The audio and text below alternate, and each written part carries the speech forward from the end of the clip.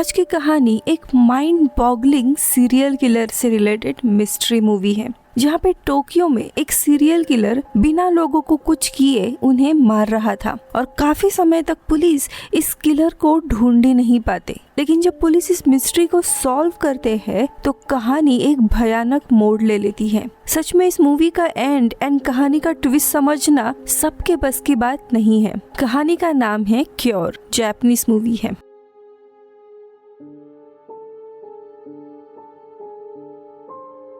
कहानी की शुरुआत एक महिला से होती है जिसका नाम है फ्यूमी, जिसे डिमेंशिया होता है, यानी हर 5 मिनट में वो चीजें भूल जाया करती थी। वो एक डॉक्टर की अपॉइंटमेंट पर आई होती है, जहाँ पर वो डॉक्टर को ब्लू बर्ड इस किताब के कुछ पैसेज पढ़कर दिखा रही थी। उसने ये किताब पूरी पढ़ी नहीं थी, लेकिन इसके बावजूद उसे किताब का अंत पता होता है। अब सीन शिफ्ट होके हम डिटेक्टिव टकाबी को देखते हैं, जो एक नए मर्डर क्राइम के सीन पर आ रहे होते हैं। सीन पर वो देखते हैं कि एक आदमी ने किसी प्रोस्टिट्यूट को मार डाला है। जिस आदमी ने उसे मारा है उसका नाम कूनो है। विक्टिम के बॉडी पर एक क्रॉस का मार्क भी छोड़ा गया था और हार्ट पे जाने वाली आर्टरीज को काट दिया था। अब क्राइम सीन की तलाशी ले जाती है और पुलिस को कूनो उधर ही छुपा हुआ मिलता है। हैरानी की बात ये थी कि कूनो अपना जुर्म एक्सेप्ट करता है, लेकिन उसने ऐसा क्यों किया और ये सब कब किया उसके बारे में कुछ भी याद नहीं था। अब टकाबी कूनो की इंट्रोगेशन की टेप अपने ही साइकाइट्रिस्ट दोस्त मकोटो को दिखाता है, तो मकोटो कहता है कि ये आदमी बिल्कुल सही है, इसे किसी भी तरह की मानसिक बीमारी नहीं लग रही है। लेकिन तभी टकाबो कहता है कि पिछले 2 महीने में टोक्यो में ऐसे 5 से 6 केसेस हुए हैं जहाँ पे लोगों ने विक्टिम को मार डाला है और उन पर क्रॉस बनाया था, और पकड़े जाने पर वो अपना जुर्म एक्सेप्ट भी करते हैं, लेकिन उन्हें याद नहीं होता कि उन्होंने ये सब कैसे किया। टकाबो को लग रहा है इन केसेस के पीछे कोई और है। अगले सीन में हम टोरू नाम के आदमी को देखते हैं, जो समुंदर पर बैठकर अपना काम कर रहा था। तभी एक होमलेस आदमी उसके पास आता है, जो कहता है कि मैं अपनी यादें खो चुका हूँ, मुझे अपना नाम भी याद नहीं है। अब टोरू को उस आदमी पे तरस आ जाता है और उसकी मदद करने के लिए वो उसे अपने घर लेकर आता है। अब टोरू की पत्नी उन दोनों के लिए कॉफी वगैरह बनाती है। टोरू को उस आदमी के जैकेट पर मामिया ये नाम लिखा हुआ मिलता है और कहता है कि हो सकता है यही तुम्हारा नाम है। टोरू उसे खाना वगैरह देता है, लेकिन बीच में ही मामिया टोरू से उसके बीवी के बारे में पूछने लगता है और धीरे धीरे टोरू उसके बातों में खो जाता है। अब ये सीन यहीं पर कट हो जाता है। उसी रात हम देखते हैं डिटेक्टिव टकाबे अपने घर आते हैं और हम फ्यूमी को यहाँ पे देखते हैं। दरअसल फ्यूमी डिटेक्टिव की ही पत्नी थी।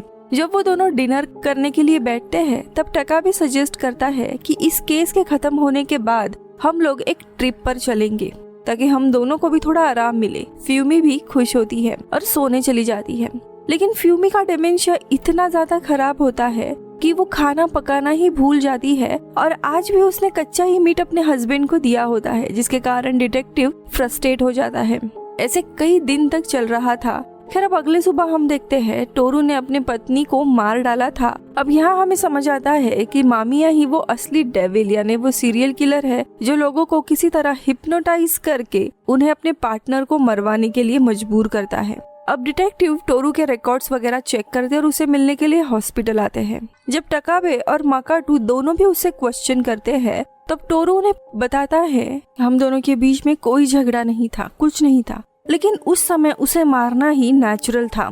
टकाबे उसके ऊपर बहुत ही प्रेशर डालता है और कारण पूछने लगता है, लेकिन बाकी के डॉक्टर और मकाटो उसे रोक लेता है। लेकिन टकाबे को ये बात हजम नहीं हो रही थी। अब उसे लगने लगता है कि शायद टोरू की कोई रिप्रेस चाइल्डहुड मेमोरी थी, जिसके चलते एक ट्रॉमा था जो सरफेस होकर उसने मारा होगा। अब यहाँ बातों ही बातों में मकाटो फ्यूमी की कंडीशन के बारे में उससे पूछता है, जिसमें टकाबे हेजिटेट करते हुए रिप्लाई करता है कि उसकी डॉक्टर पूरी कोशिश कर रहे हैं उसे ठीक करने की, लेकिन शायद उसकी कंडीशन इम्प्रूव नहीं हो रही है।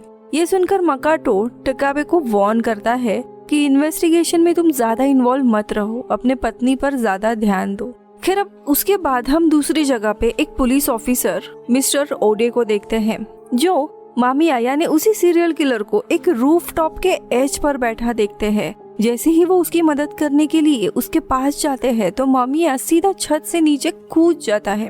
अब मामिया की अजीब हरकतें देखकर मिस्टर ओडे उसे अपने कस्टडी में लेते हैं और छोटे से पुलिस बूथ में लेकर आते हैं। यहाँ पर वो उसकी आइडेंटिटी वगैरह पूछने की कोशिश करते हैं लेकिन सफल नहीं रहते।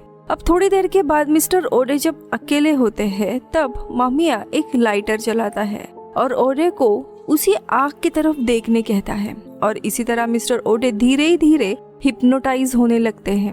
अब अगले दिन दोनों भी डिटेक्टिव सोचने लगते हैं कि शायद जो भी किलर है वो हिप्नोसिस के थ्रू लोगों से मर्डर करवा रहा है, लेकिन मकाटो बताता है कि अगर किसी को हिप्नोटाइज भी किया तो भी किसी के विल के अगेंस्ट हम कुछ भी नहीं करवा सकते। तो यहाँ दूसरी तरफ हम मिस्टर ओडे को देखते हैं जो उसे हिप्नोसिस के इन्फ्लुएंस में होते हैं और अपने कलीग को सीधा सर पर शूट करके उसे मार देते हैं और वैसा ही बॉडी का साइन करते हैं।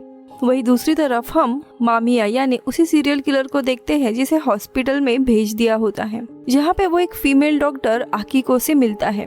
वो उसके याददाश्त के बारे में सवाल करती है लेकिन मामिया उसे कुछ भी नहीं बताता। अब उसके चेकअप के दरमियान मामिया उससे पूछने लगता है कि तुम्हें जिंदगी में काफी सारी प्रॉब्लम्स है ना? ये सुनकर वो अचानक से शांत हो जाती है और इसके बारे में पूछती है। तब मामिया उठता है और पानी पीने के लिए जाता है लेकिन वहीं पर वो पानी गिरा देता है। अब आकिको उस बहते हुए पानी को देखने लगती है और एक तरह से हिप्नोटाइज हो जाती है। फिर वो उससे पूछता है कि तुम डॉक्टर क्यों बनी? तुम्हें तो सर्जन बनना था, है ना? लेकिन तुम्हें इस इंडस्ट्री के लोगों ने सर्जन बनने नहीं दिया। मैं सही कह रहा हूँ ना? अब वो हाँ कहती है। दरअसल यहाँ आकिको को एक बहुत ही बड़ा सर्जन बनना था लेकिन डॉक्टरों की इंडस्ट्री पूरी मेल डोमिनेटेड होती है और उसे कोई भी चांस नहीं दिया गया था और इसीलिए उसे जनरल वार्ड में सर्जन बनना पड़ा। अब ये बात किसी तरह से मामिया को पता चल गई थी और उसी की कमजोरी का फायदा उठाकर वो उसे भड़काने लगता है और कहता है कि तुम आदमियों से नफरत करती हो, तुम्हें उन्हें मारना अच्छा लगता है, अब तुम उनका शिकार कर सकती हो। इसके बाद पानी मार के उसे होश में लाता है। अब वो जाने के बाद आकिको होश में आती है और देखती है कि दीवार पर वैसा ही क्रॉस बना हुआ है। अब यहाँ पे एक बात क्लियर हो जाती है कि मामिया उसका जो भी विक्टिम होता था उसकी कोई ना कोई जानकारी पहले आसपास के लोगों से निकाल लेता था और वो उनकी कमजोरी का फायदा उठाकर उन्हें हिप्नोटाइज किया करता था। दूसरी जगह पुलिस ने मिस्टर ओडे को पकड़ा होता है और वो कन्फेस करता है कि उसी ने अपने कलीग को मार डाला है क्योंकि वो अपने कलीग से नफरत करता था। वो बर्दाश्त नहीं कर पाया कि उसका कलीग बाद में आकर भी प्रमोशन लेकर गया। यहाँ पे मिस्टर ओडे की हरकतें काफी अजीब होती है। वो वहाँ पे दूसरे पुलिस को भी डराने लगते हैं। अब मकाटो को लगता है कि इसे भी हिप्नोटाइज किया है, इसीलिए उसका पूरा स्कैन करते हैं और उन्हें कुछ क्लू मिल जाते हैं हिप्नोसिस के। यहाँ हॉस्पिटल में आकिको एक आदमी को मार देती है और उसके बॉडी पर वैसा ही क्रॉस बनाने लगती है। अब डिटेक्टिव हॉस्पिटल में आने लगते हैं लेकिन रास्ते में टकावे को पता चलता है कि मिस्टर ओडे ने ही पिछले रात को मामिया को हॉस्पिटल में भेजा था और उसकी डॉक्टर थी आकिको। अब टकावे को पता चल जाता है कि मामिया ही है जो लोगों को हिप्नोटाइज कर रहा है। अब वो पूरे हॉस्पिटल का सर्च का ऑर्डर देता है और आखिरकार वो मामिया को पकड़ ही लेता है। अब इंट्रोगेशन के दौरान टकाबे मामिया को सस्पेक्ट की फोटो दिखाते हैं लेकिन मामिया किसी को भी पहचानने से इनकार देता है। यहाँ पर भी वो याददाश्त भूल जाने का नाटक कर रहा था। अब यहाँ पे मामिया टकाबे को परेशान करने के लिए बार बार उसकी लाइफ के बारे में सवाल करने लगता है, उसके पत्नी के बारे में पूछता है। अब इसके कारण टकाबे बहुत ही ज्यादा अग्रेसिव और वायलेंट बनने लगता है। सिचुएशन जैसे ही आउट ऑफ कंट्रोल होती है वहाँ पे दूसरा डिटेक्टिव यानी मकाटो आता है और टकाबे को इंट्रोगेशन रूम से बाहर लेकर जाता है और उसे शांत करने की कोशिश करता है। अब यहाँ डॉक्टर मकाटो कहता है कि वो मामिया को अपने केयर में लेने वाला है क्योंकि उसने मामिया में कुछ सीरियस साइकोलॉजिकल प्रॉब्लम्स देखे हैं और उसी को इवेल्यूट करना है। यहाँ टकाबे बहुत ही ज्यादा फ्रस्ट्रेटेड था मामिया के इस हरकत के कारण। इसी फ्रस्ट्रेशन में जब वो घर आता है तब देखता है कि फ्यूमी मिसिंग है। वो बहुत ही ज्यादा पैनिक हो जाता है, घबरा जाता है और आसपास ढूंढने लगता है। पूरा रात ढूंढने के बाद उसे एक सुनसान सड़क पर फ्यूमी मिलती है। फ्यूमी बताती है कि वो शॉपिंग के दौरान भटक गई थी और उसे रास्ता याद ही नहीं था। वो रोने लगती है। वो ये भी एडमिट करती है कि उसे लगता है कि टकाबे अब थक चुका है उसकी केयर करते हुए, इसीलिए उन्हें ट्रिप भी कैंसिल कर देना चाहिए। लेकिन टकाबे ये सब कुछ डिनाई करता है, प्रॉमिस करता है कि वो अपने अगले हॉलीडे पर उसे ट्रिप पर लेकर जाएगा। अगले दिन टकाबो पुलिस स्टेशन में मामिया की सारे बिलोंगिंग को सीज करता है और देखता है कि मामिया के पीठ पर एक बड़ा सा बर्न का मार्क है। अब उसे घर का एड्रेस वगैरह भी मिलता है और अब वो घर में इन्वेस्टिगेशन करने के लिए आता है। इन्वेस्टिगेशन के दौरान इन्हें पता चलता है कि मामिया एक जगह पर लिव इन पार्ट टाइम के रूप में काम करता था और शायद वहीं पे वो बर्न का स्कार मिला हो। वही मामिया के घर की तलाशी लेते वक्त टकाबो को कुछ केज्ड एनिमल और साइकोथेरेपी के बुक्स वगैरह मिलते हैं। इनमें से कुछ बुक में मेस्मराइज का कंसेप्ट पता चलता है, जो हिप्नोसिस का एक पुराना फॉर्म है। इन्हें ये भी पता चलता है कि मामिया एक साइकोलॉजी का स्टूडेंट था, लेकिन सब कुछ तब क्लियर होता है जब वो बाथरूम में एक मंकी स्कल को देखता है जो एक पाइप से बंधा होता है और उसके पीछे वही क्रॉस का कार्व था। अब वो ये सारे डिटेल मकाओ के साथ शेयर करता है, लेकिन स्टेशन के लिए निकलने से पहले उसे एक अजीब सी फीलिंग आने लगती है, इसीलिए वो जल्दी से अपने घर आ जाता है।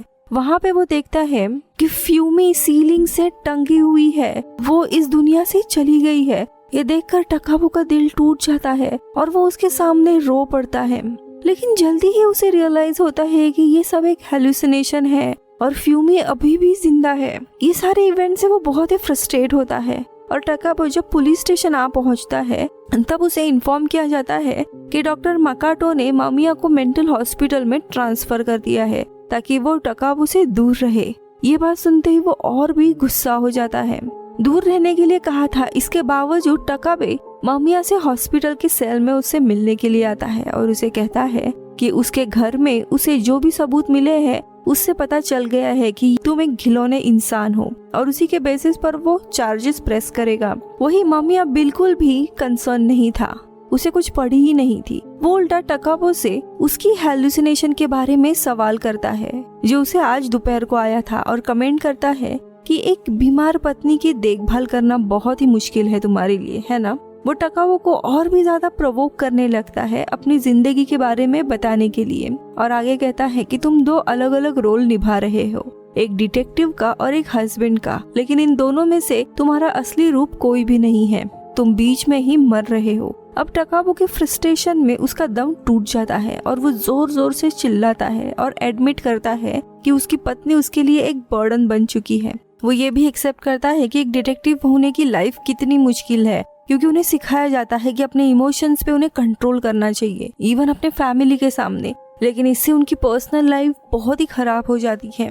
वही मामिया जो टकाबो के सडन आउटब्रेक से बहुत ही फैसिनेट हो जाता है और उसे कॉम्प्लीमेंट करता है कि तुम एक बहुत ही अमेजिंग हो जो मेरे सामने इतना ओपन अप हुए हो। अब टकाबो शांत हो जाता है और उसे रिक्वेस्ट करता है कि तुम अब अपनी कहानी बताओ शुरू से, लेकिन वो कहता है कि मुझे मेरा लाइटर चाहिए। इसीलिए अब टकाबो उसके लिए लाइटर जलाता है, लेकिन वो लाइटर जलाने के कारण अचानक से बाहर बारिश होने लगती है और छत से काफी पानी गिरने लगता है। अब मामिया कहता है कि ये पानी तुम्हें शांत करेगा, जिससे टकाबो बाहर आ जाता है। जिसके बाद जो ड्यूटी पर ऑफिसर था उसे टकाबो बहुत ही पीटता है, क्योंकि उसी ने मामिया को टकाबो की पत्नी और पर्सनल लाइफ के बारे में बताया था। बाद में मकाटो और टाकेबी हिप्नोटिज्म के पायनियर 18th सेंचुरी के डॉक्टर मेस्बर के बारे में पढ़ने लगते हैं, जिसकी किताबें मामिया के घर में मिली थी। ये पहले इंसान थे जिन्होंने हिप्नोसिस को पूरी दुनिया के सामने लाया था, तब जब हिप्नोसिस को विचक्राफ्ट और डिल्यूजनल समझा जाता था। खैर इसके बाद मकाटो उसे बताता है कि मामिया को एमनेजिया है और वो एक कॉम्प्लेक्स पर्सनालिटी है, इसलिए तुम उससे दूर रहो वरना इसके कॉन्सिक्वेंसेस काफी डेंजरस हो सकते हैं। अब अगले सीन में मामिया को पुलिस हेडक्वार्टर के बोर्ड्स के सामने लाया जाता है क्वेश्चनिंग के लिए, लेकिन वहाँ पर भी वो गोल गोल बातें करने लगता है और एक पुलिस ऑफिसर फूजीमारा को बार बार पूछने लगता है कि तुम कौन हो और उसे बहुत ही गुस्सा दिलाता है।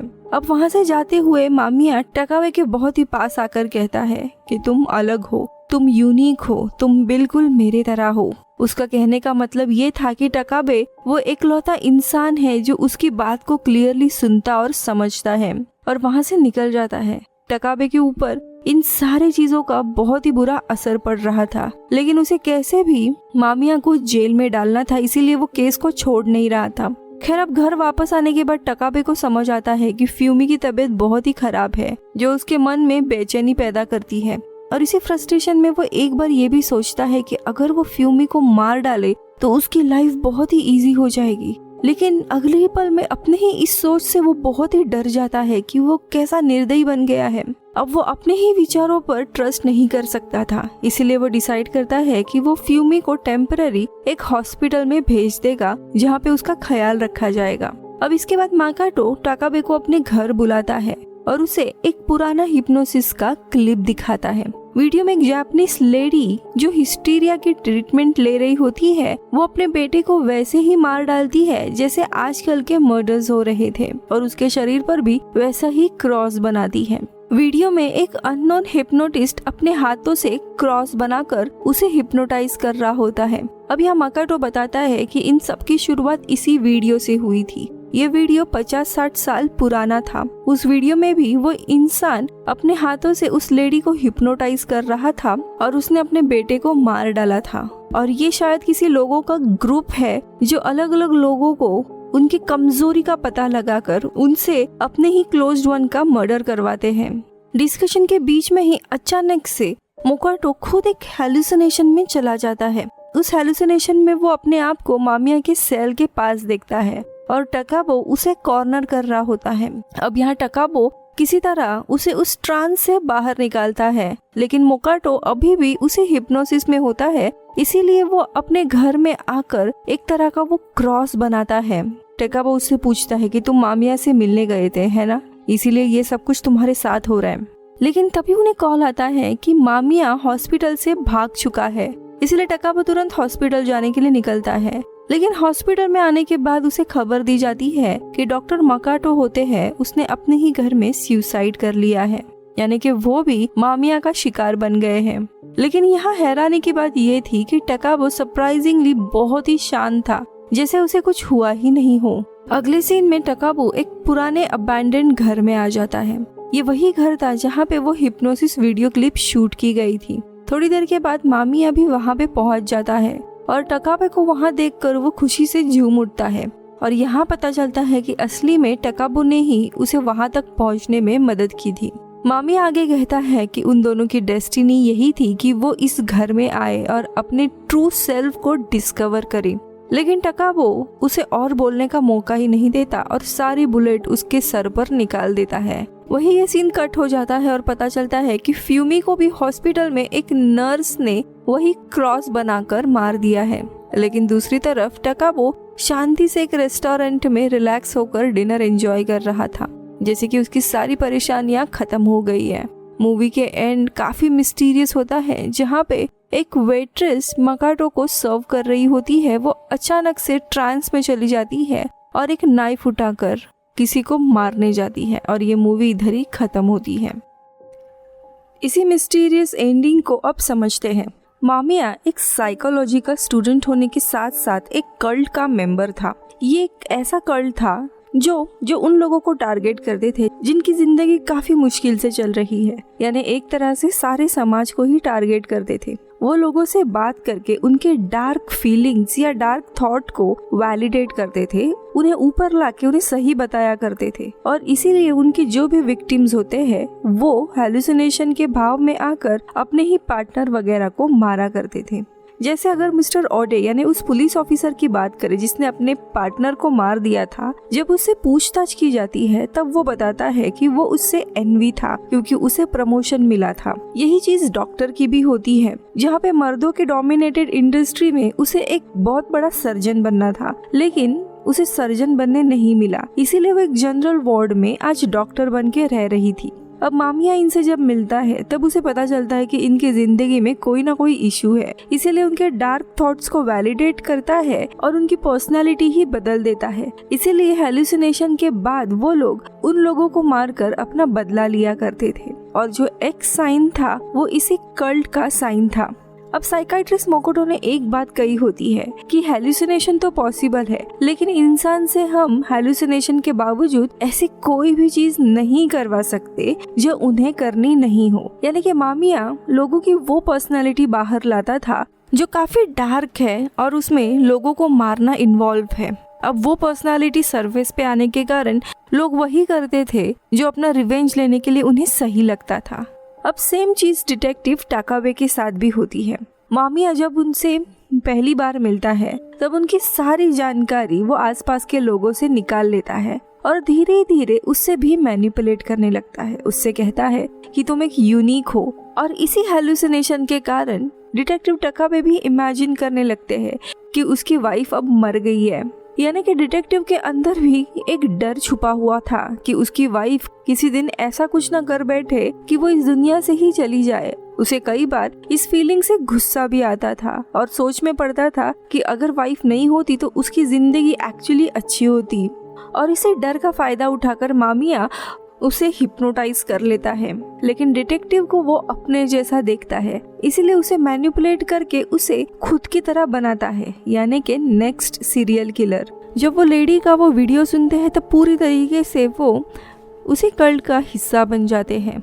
यानी डिटेक्टिव टकाबे का पहला शिकार उसी का दोस्त होता है। इसके बाद वो मामिया को भगाने में भी मदद करता है और ये लोग वहीं पर आते हैं जहाँ पे वो वीडियो शूट हुआ था, यानी कल्ट के लोकेशन पर, जहाँ पे वो मामिया को मार देता है। इसके बाद मामिया जो काम करते आ रहा था वही अब डिटेक्टिव टकाबे आगे करते हैं, जैसे कि नर्स को मैनिपुलेट करके अपने ही पत्नी को मरवा देते हैं, जैसे कि वो वेट्रेस को हेलुसिनेट करके उसे किसी को मारने के लिए प्रभावित करते हैं। इस कहानी का नाम क्योर है क्योंकि कहानी में ऐसे बताया है कि ये कल्ट लोगों को एक तरह से क्योर करता है, उनकी डार्क पर्सनालिटी को बाहर लाके। सो ये थी जापानीज कहानी क्योर। प्लॉट बहुत ही ट्विस्टिंग था। IMDb पर इस कहानी को 7.5 की रेटिंग है। आप इस कहानी को कितनी रेटिंग दोगे मुझे जरूर बताइए। मिलती हूँ अगले वीडियो में। Bye bye.